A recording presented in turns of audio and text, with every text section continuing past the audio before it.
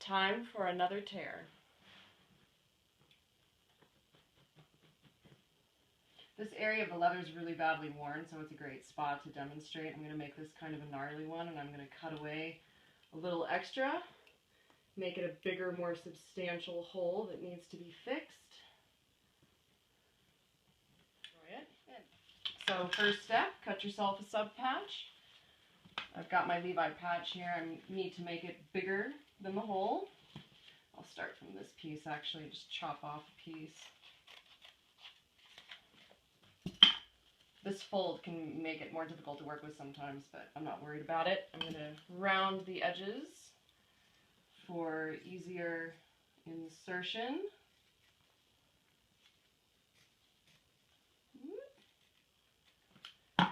Grab some tweezers, work it in.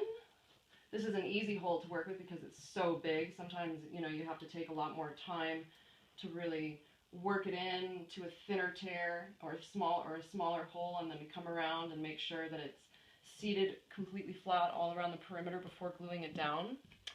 I'm going to be using 3M's plastic and emblem adhesive, but you probably would have an easier time finding Loctite's vinyl, fabric, and plastic adhesive at most hardware stores.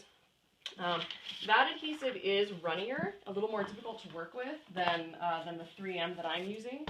And what I recommend in that instance is to maybe get yourself a piece of cardboard or, you know, something to work with and put a blob on there for easy working. And grab yourself a needle or a toothpick. And this is such a big tear, I could even work with a palette knife. And apply the glue around the perimeter of the leather and tack it down to this patch.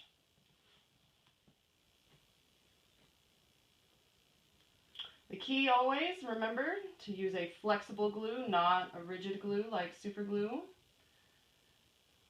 You need this to be flexible and move over the substrate independently. Alright, so I'm pretty happy with that. Gently press it down. And then if you want, you can even use a hairdryer to help tack up the glue. Pull it up a little bit. You can even just blow in there.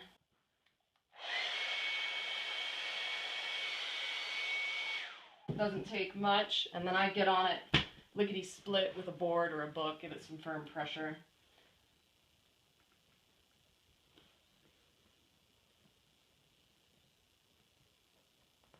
And you want to let the glue completely dry and cure before proceeding with your repair.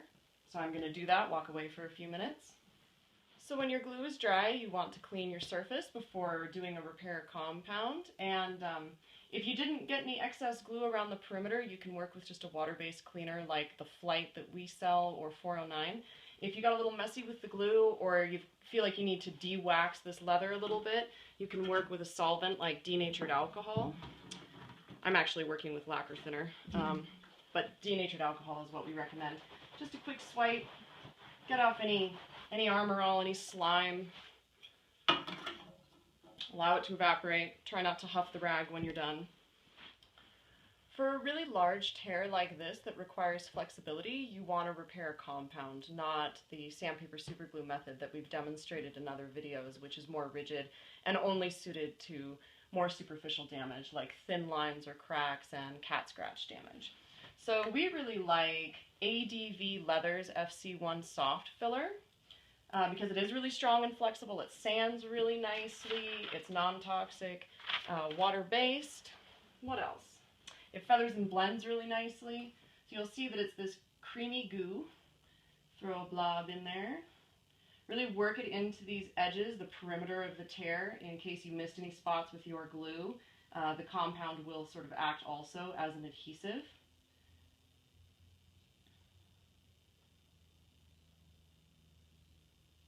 And close this up immediately. It does tend to air cure very quickly. You don't want it to spoil. And I like to work with a glossy business card for spreading. And just do one swipe in the direction of the tear. You're not going to get it perfect the first time. I've got some little craters of the moon up there, that's okay. I'm going to feather out these edges just along the perimeter. You could also sand them out later, but this compound feathers really beautifully. And allow to air cure. This is going to take anywhere from 20 to 40 minutes. It can be accelerated with an incandescent bulb. You could also use a hairdryer if you wanted to, but you want to be sure to hold it have the air blowing across it rather than pointing inward, because that will push any moisture into the repair and it will tend to shrink over time. So I go with the incandescent bulb or good old sunshine.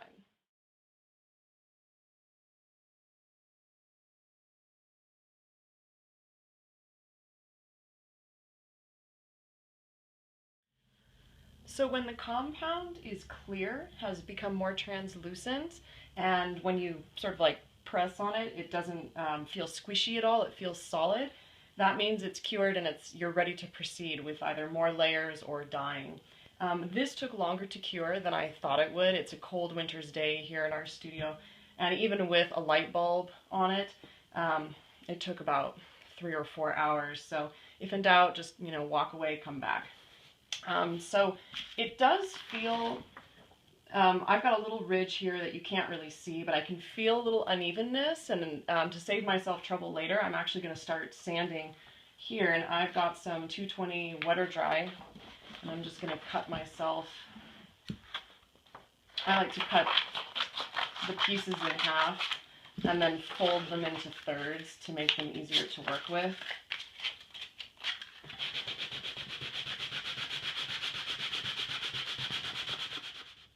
So I've done a quick sanding just to take off the little pimples and kind of take down this ridge that I can feel, and just wiped the dust off with a damp rag. And I'm going to add now more filler.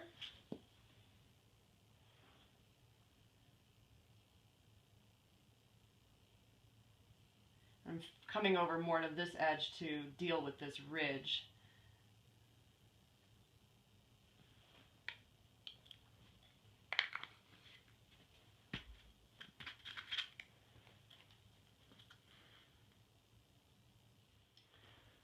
So I've done a couple more passes just to get a good fill, and now I'm ready to sort of feather out into these areas that need just a little bit of minor fill and also texturizing. So I'm going to do one more quick round of sanding just to kind of rough it up, get off any little pimples, smooth it out, wipe it with a damp rag, let it dry. Make sure it's not, if you do use a hairdryer, don't make it too hot before applying more compound. And I'm going to get pretty aggressive here and just go big up into these little regions. The vast majority of it I will remove with my business card and sort of feather out.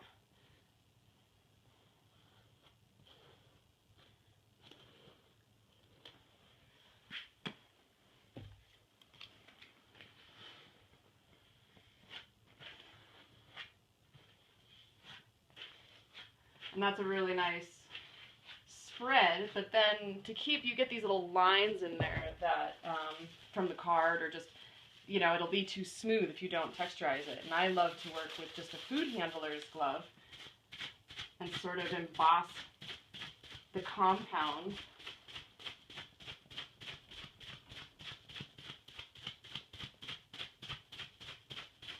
And where you've got it on thicker, you'll see that it's a little more pronounced.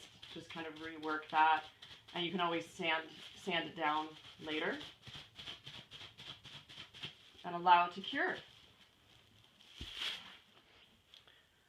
Alright, so this dried very quickly with a lamp, maybe 10 minutes. And this feels great. It's a little rough, so I'm going to do a little sanding. I'm going to start with some 500 wet or dry. You don't want to sand off all the texture you put on there, just to get off the rough spots. And it still feels a little rough over here. This could probably use a second pass. But for the purposes of this video, I'm just going to quickly demonstrate just to see what it looks like when you dye it up. Because even if it feels great, you dye it and sometimes it doesn't necessarily look great. So we're going to color change to rust using our Rub and Restore. I've got myself a damp sponge, slopping it on.